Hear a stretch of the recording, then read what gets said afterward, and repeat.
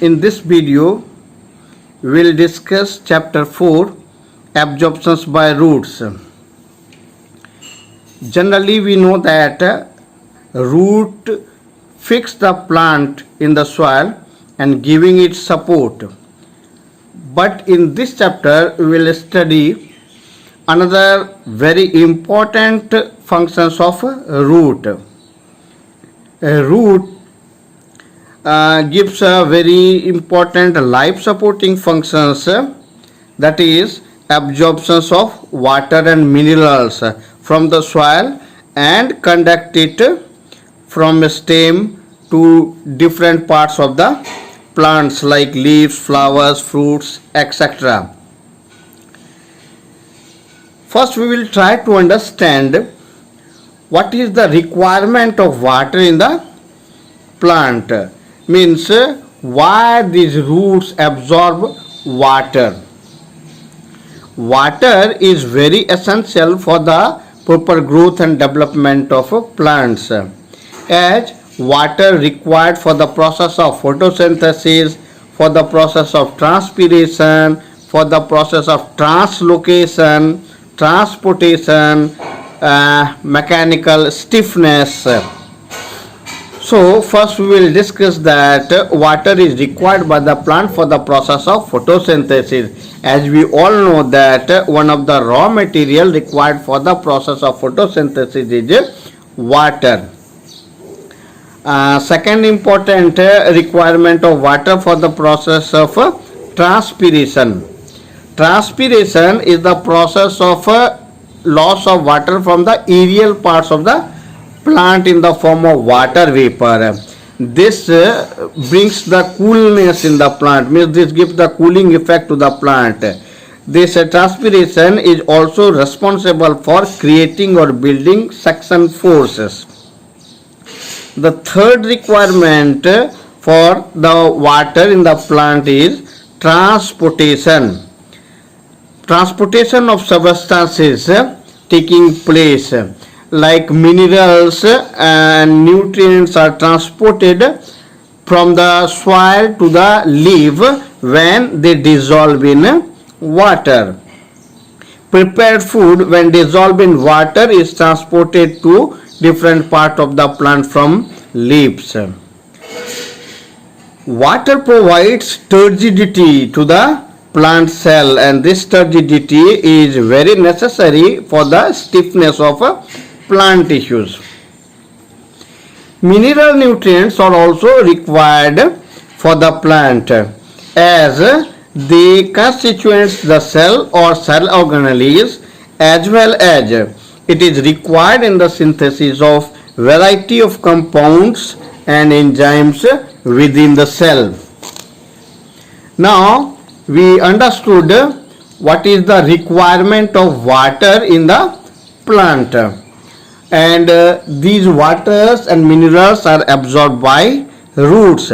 So roots are well adapted for the absorptions of water. Now we will understand what are the characteristics that facilitate the roots to absorb more and more water. First characteristic is surface area of roots is enormous. It has a large surface area. Large surface area enables it to reach larger water molecules and hence absorb more water from the soil. Second characteristic that enable it to absorb more water is that root hairs contain cell sap of a higher concentration than that of surrounding water. Here cell sap means water mixed with minerals. These cell saps are present in vacuoles in plant cell. Here concentration of the cell sap is higher. It means solute particles are more in cell sap and solvent particles, that is water, is less in the cell. And outside in its surrounding soil waters, the concentration of water is more water and less solute. So water enters into the cell by the process of osmosis. We'll discuss osmosis later. For the brief, I can say osmosis is the movement of water molecules from the region of their higher concentration to the region of their lower concentration through semi-permeable membrane. So here, when the concentration of cell sap is higher than the surrounding water, water enters into the cell. The third characteristics that makes it more efficient to absorb water is that the root hair have thin walls. The root hair have thin walls. As we all know that the root hair has two layers. The outer layer is called cell wall and the inner layer is called cell membrane. The cell wall is thin and permeable. Permeable means it allows the movement of water molecules and dissolved substances freely in and out of the cell. And the inner membrane is called cell membrane. It is very thin and semi-permeable. Semi-permeable means it allows only selective substance to pass through. It does not allow the larger dissolved molecules like salt. So it allows water molecules to enter inside the cell. In this way, it facilitates water to enter inside. Here we learned that three important characteristics that facilitate root to absorb more and more water. Their surface area of roots are enormous, larger surface area, root hair concentration. Root hair contains cell sap at a higher concentration compared to its surrounding water, and here we learned that root hair have thin cell wall. Root hair thin cell wall and makes it more efficient to absorb more and more water. Now we will discuss that absorptions and conduction of water and minerals. Take first, water and minerals absorbed by the root hair and it reaches the xylem. When it reaches the xylem, it conducted upward through the stem to different part of the plant. And all this phenomena is a result of five important phenomena. We'll discuss each of them. They are imbibition, diffusion, osmosis, active transport, and turgidity and flaccidity. Now we will discuss one by one. First we will discuss imbibition. Imbibition is the phenomena by which the living or dead plant cells absorb water by surface attraction. You might have experienced during rainy season the wooden doors swell up and difficult to close, or wooden windows swell up and difficult to close. This is because the wooden door, which is absorbing moisture and water, swells up and difficult to close. The substances which are made up of cellulose or proteins are generally hydrophilic, means they have a strong affinity for water. They imbibe, they absorb water or moisture and swell up. Dry seed, when they absorb water, swells up. When water enters inside the cell, they apply pressure outwardly. This is imbibitional pressure. The seed coat ruptures in case of germinating seed by this imbibitional pressure only. Now the second phenomena is diffusion. Here you can see diffusion. Diffusion is the free movement of molecules of a substance from the region of their higher concentration to the region of their lower concentration when the two are in direct contact. When the two substances or molecules of two substances are in direct contact, The molecules of substance can be solid, liquid, or gas. This you can see by a simple activity or simple experiment. You take one beaker filled with water and poured one colored dry tablet inside it.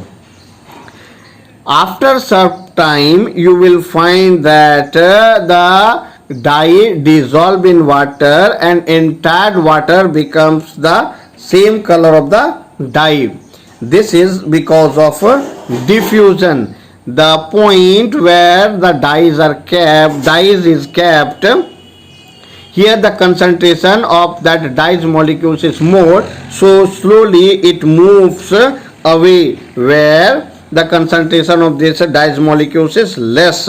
In this way slowly is spread in whole water. This is diffusion. So diffusion can take place in a solid, liquid, or gas. Molecules of solid, liquid, and gas. Now the third important phenomena which is responsible for absorption and conduction of water and mineral is osmosis.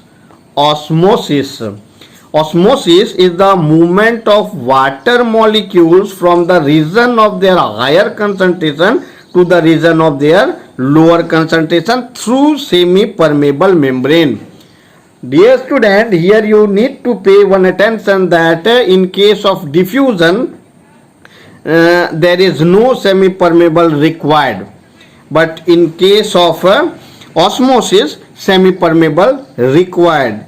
In diffusion the molecules of a substance can be solid, liquid, or gas, but in osmosis it is taking place in a liquid state only. So osmosis is the movement of water molecules from the region of their higher concentration to the region of their lower concentration through semi-permeable membrane.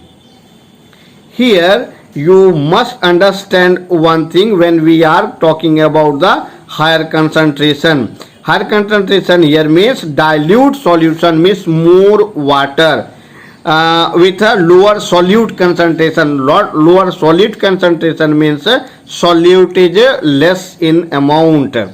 Thick concentrated solution means solute is more and solvent is less.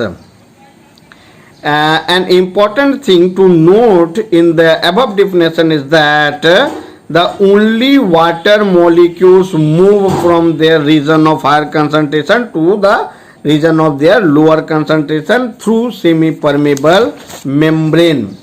Now on the basis of movement of water inside the cell or outside the cell, there are two types of osmosis. One is known as endosmosis and the other one is known as exosmosis. Now endosmosis is the inward diffusion of water, inward movement of water through a semi-permeable membrane when the surrounding solution is less concentrated. This results in the swell up of a cell. And the second one is exosmosis. Exosmosis is the outward diffusion of water through semi-permeable membrane when surrounding solution is more concentrated.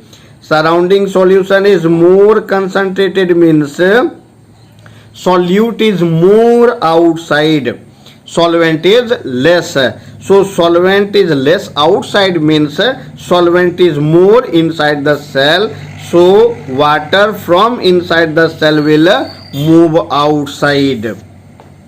In our next video we will take another topic. Thank you very much.